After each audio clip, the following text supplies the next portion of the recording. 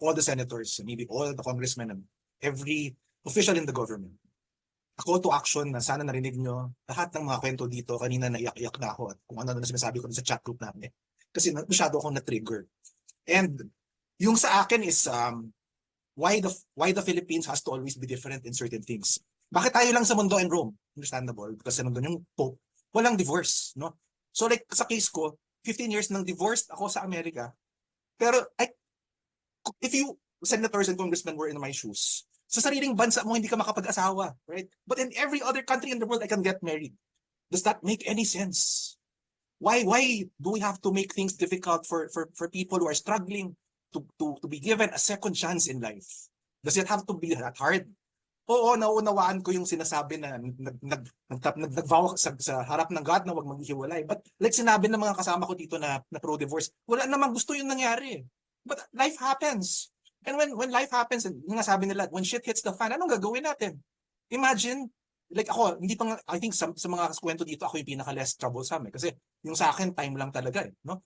But still, like ako, I want to have a new marriage. I want to have maybe a family someday. But kung tulad na sinabi ni Ma'am Cecil, dadaan ako sa annulment. Baka ano na ako, losyang na ako noon. Wala pa yung annulment na yan. Baka mas kama ako somewhere in the way. So, I challenge, ay naalala ko na sino yung gusto ko i-address. Senator Sani Angara, you're my batchmate and savior.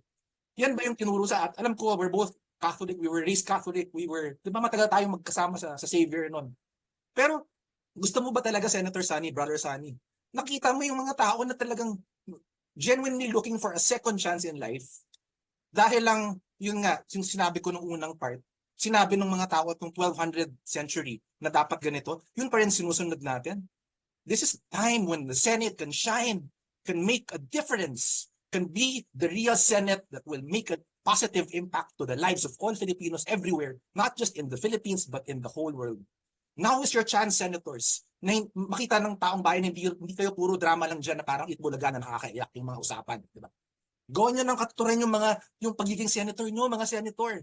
Suportahan nyo kami mga pro-divorce. Kasi ito na yung pagkakataon na magkaroon ng totoong kalayaan yung mga matagal lang na teso sa mga relasyonan. Maraming salamat po.